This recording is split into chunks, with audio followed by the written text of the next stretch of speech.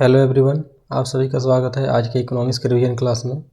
तो आज हम लोग पढ़ने वाले हैं प्रोविडेंट फंड्स के बारे में, एलपीजी रिफॉर्म्स एंड कुछ मार्केट टेक्नोलॉजीज के बारे में। तो चलिए स्टार्ट करते हैं। पहले हम लोग प्रोविडेंट फंड्स यानी पीएफ एंड ईपीएफ मतलब एम्प्लॉय प्रोविडेंट फंड के बारे में पढ़ते हैं। ये दोनों क्या है? एक दोनों रिटायरमेंट सेविंग्स है। PF and EPF retirement savings है। पीएफ क्या होता है? तो पीएफ के बारे में जानते हैं। पीएफ जो 1952 में इस्टेब्लिश हुआ था, जो एक मैंडेटरी रिटायरमेंट सेविंग्स है स्कीम, जो कि किसके द्वारा मैंने किया था? ईपीएफओ के द्वारा। ईपीएफओ का फुल फॉर्म होता है employ provident fund organisation. PF में क्या होता है? यूजुअली जो होता है 12% ऑफ बेसिक सैलरी जो है इसमें कंट्रीब्यूट किया जाता है। किसके द्वारा? एम्प्लॉय एंड एम्प्लॉयर दोनों के द्वारा बेसिक सैलरी का 12% कंट्रीब्यूट किया जाता है पीएफ में। और ईपीएफ क्या होता है? Employ provident fund. तो ईपीएफ जो है उन कंपनियों के लिए मैंडेटरी होता है जिसमें 20+ एम्प्लॉयज काम करते हैं, और इसका जो इंटरेस्ट रेट होता है टाइपिकली 8 to 9% में मतलब होता है, 8 से 9% तक। और इसका ईपीएफ का जो रिटर्न होता है वो टैक्स फ्री होता है। एक नंबर होता है जो होता है यूएएन, इसका फुल फॉर्म होता है यूनिवर्सल अकाउंट नंबर। ये होता है 12 डिजिट का यूनिक नंबर होता है। ये होता है assign to every employee contributing to EPF, मतलब ईपीएफ में कंट्रीब्यूट करने के लिए ये सभी जो है एम्प्लॉई उनको ये असाइन किया जाता है यूएएन नंबर। यूएएन नंबर जो होता है remains the same through out your career even if you change job, मतलब आप अपना यदि जॉब ही चेंज करते हैं तो भी यूएएन नंबर आपका सेम ही रहेगा। आगे हम देखते हैं पीपीएफ एंड एनपीएस। पीपीएफ क्या है? Public provident fund. इसका इस्टेब्लिशमेंट कब हुआ था? 1968 में, फॉर अनऑर्गेनाइज्ड सेक्टर्स वर्कर्स के लिए। पीपीएफ में जो मिनिमम इन्वेस्टमेंट है वो लगभग है कितना? 500 पर ईयर, जबकि मैक्सिमम इन्वेस्टमेंट है 1.5 lakh rupees per year. PPF का जो लॉक इन पीरियड होता है वो 15 ईयर्स का होता है, जिसे हम लोग आगे 5 ईयर के लिए एक्सटेंड कर सकते हैं, 5 ईयर ब्लॉक कर करके। इसका जो इंटरेस्ट रेट होता है गवर्नमेंट द्वारा क्वार्टरली डिक्लेयर किया जाता है। अभी जो करंटली चल रहा है इंटरेस्ट रेट वो 7.1% पर एनम चल रहा है।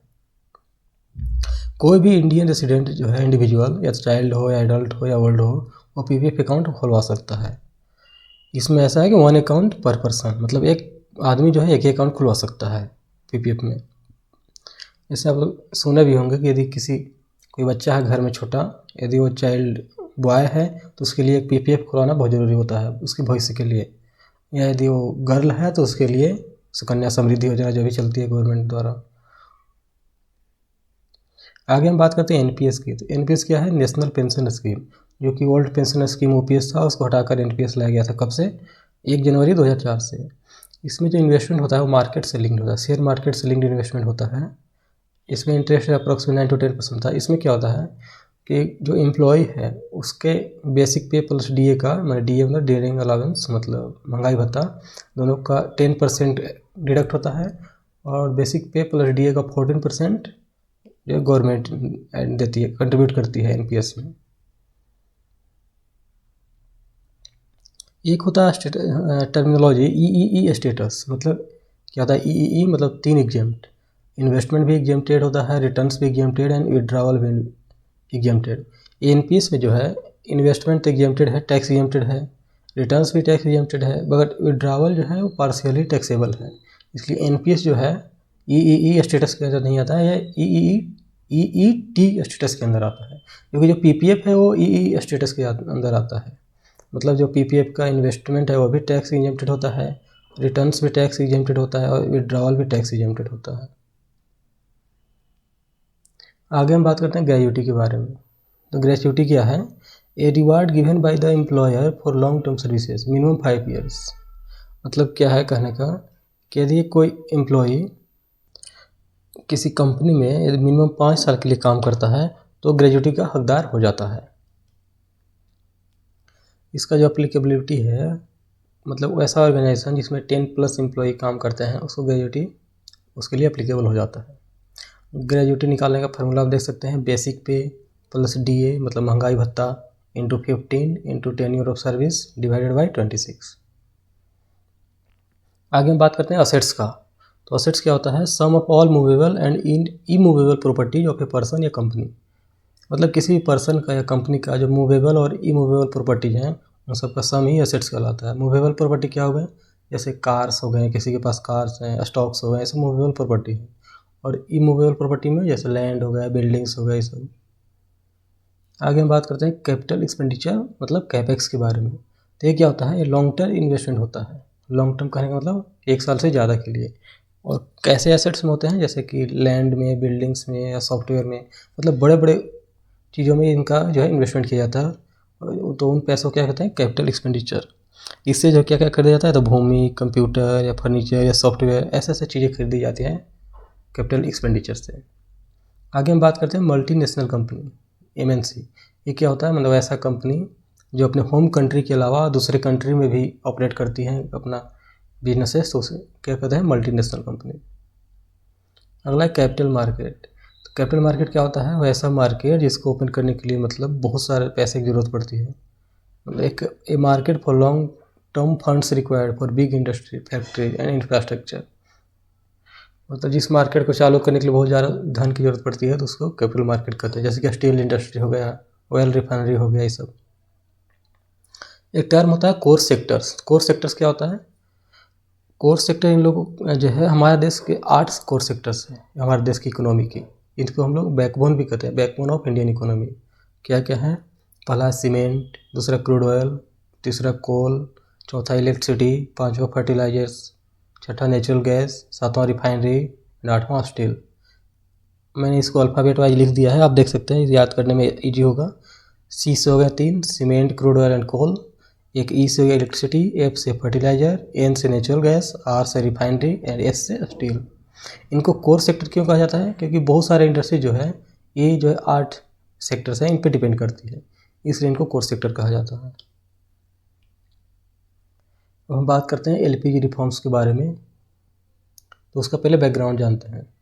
तो 1991 में क्या हुआ कि भारत का जो फॉरेन रिजर्व था वो मात्र 15 दिनों के लिए बच गया था।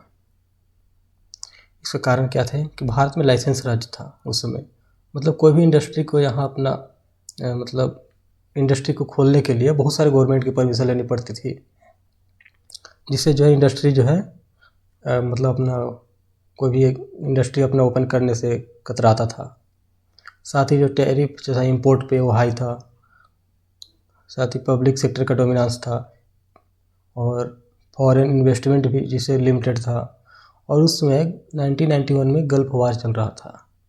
गल्फ वार में क्या हो रहा था कि जैसे इराक जो था कुवैत के कुछ हिस्सों पे कब्जा कर लिया था, और अमेरिका कुछ देशों के साथ मिलकर उसको इराक को कुवैत से हटाने में लगा हुआ था। तो उस वजह से क्या हुआ था कि ऑयल प्राइसेस जो थी वो इंक्रीज हो गई थी, जिससे जो रेमिटेंस आता था इंडिया में वो भी आना कम हो गया था। तो इस कंडीशन में क्या हुआ कि भारत का फॉरेन रिजर्व बहुत कम बच गया, केवल 15 दिनों के लिए बच गया था। तब उस समय गवर्नमेंट ने एक इकोनॉमिक पॉलिसी लाई, जिसे हम लोग न्यू इकोनॉमिक पॉलिसी के नाम से जानते हैं, NEP, जिसको शॉर्ट में बोलते हैं NEP। यह उस समय के गवर्नमेंट द्वारा लाया गया, जिसमें PM उस समय थे PV नरसिम्हा राव, और फाइनेंस मिनिस्टर थे Manmohan Singh ji, with support from the IMF के सपोर्ट से जो है NEP को लाया गया।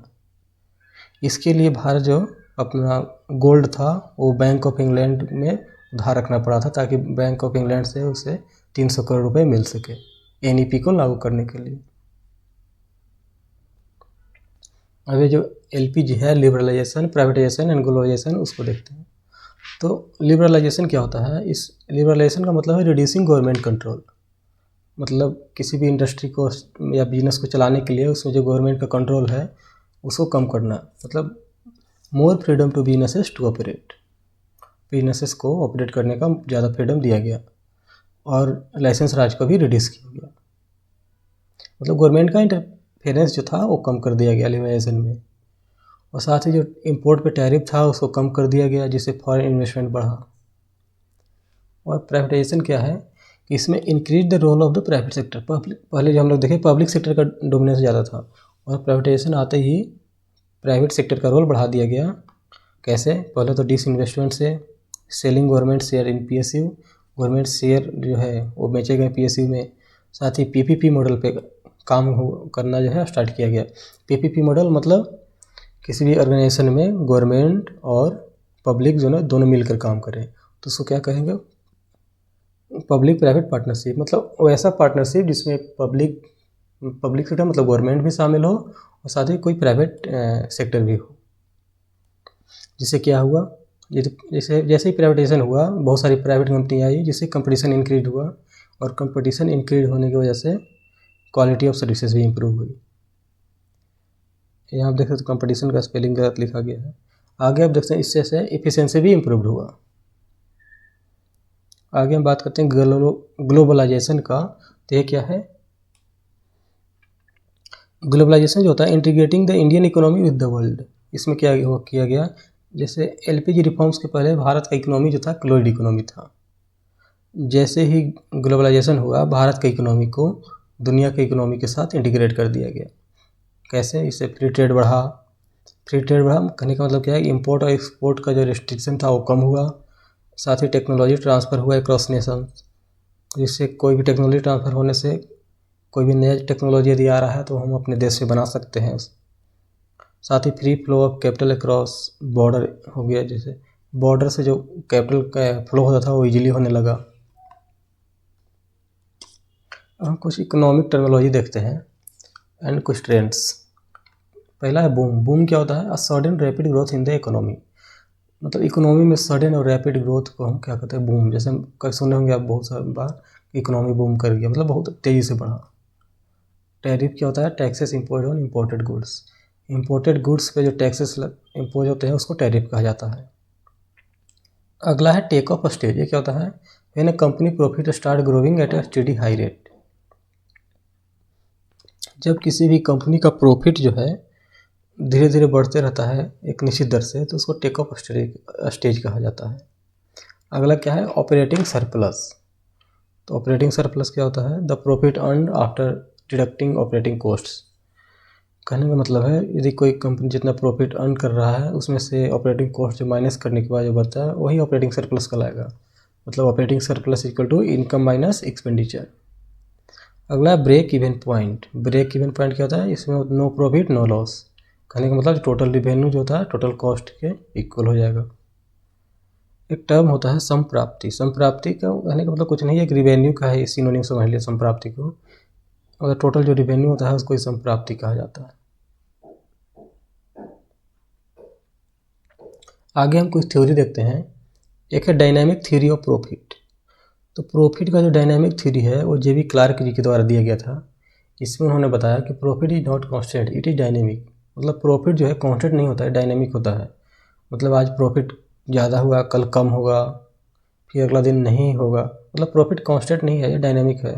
ठीक, प्रॉफिट ऑफ डायनेमिक थ्योरी किसने दिया, जे बी क्लार्क जी ने। अगला इनोवेशन थ्योरी ऑफ प्रॉफिट, ये दिया गया जोसेफ सम्पीटर जी के द्वारा। इसमें उन्होंने बताया कि entrepreneur derives the profit from innovations. मतलब एंटरप्रेन्योर जो है अपने प्रॉफिट्स में जो है मतलब प्रॉफिट बढ़ा सकते हैं इनोवेशन के द्वारा। या तो नया प्रोडक्ट लॉन्च करें या प्रोडक्शन का नया मेथड लाएं या कोई टेक्नोलॉजी ईजाद करें, तो इससे उनका क्या होगा, प्रॉफिट बढ़ेगा।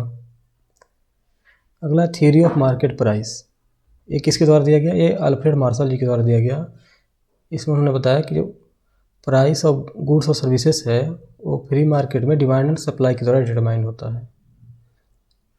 मतलब क्या है कि प्राइस डिटर्मिनेशन के लिए डिमांड एंड सप्लाई जो है वो जिम्मेवार है। तो इसको हम लोग थ्योरी ऑफ प्राइस डिटर्मिनेशन भी कहा जाते हैं। अगला सेलिंग कॉस्ट। सेलिंग कॉस्ट क्या होता है, cost incurred by a firm to promote and increase the demand for its product. मतलब कोई भी फर्म अपने किसी प्रोडक्ट का प्रमोट करने के लिए या उसके डिमांड में इंक्रीज करने के लिए या तो एडवर्टाइजमेंट करता है या सेल प्रमोशन करता है, जैसे डिस्काउंट देकर या फ्री सैंपल देकर। तो जो उसमें उसका कॉस्ट होता है उसी कॉस्ट को सेलिंग कॉस्ट कहा जाता है। एक कॉन्सेप्ट किसके द्वारा दिया गया था, एडवर्ड चैम्बरलिन के द्वारा, एडवर्ड चैम्बरलिन। आगे हम देखते हैं पेरिसेबल प्रोडक्ट्स। ये क्या होते हैं, मतलब वैसे प्रोडक्ट्स जो लंबे समय तक नहीं टिक पाते हैं, जल्दी ही स्पॉइल्ड हो जाते हैं, तो वैसे प्रोडक्ट को पेरिसेबल प्रोडक्ट कहा जाता है। जैसे कि vegetables, fruits, milk, bakery items, ये सब। तो आज के लिए बस इतना ही। चलिए आज का क्वेश्चन देख लेते हैं। तो आज क्वेश्चन ऑफ द डे है आज का, which of this is not considered one of the 8 core sectors of the Indian economy. पहला ऑप्शन है सीमेंट, दूसरा है फर्टिलाइजर्स, तीसरा इलेक्ट्रिसिटी, चौथा है टेक्सटाइल्स। इसका जवाब आप कमेंट बॉक्स में दे सकते हैं। तो आज के लिए बस इतना ही। तब तक के लिए जय हिंद।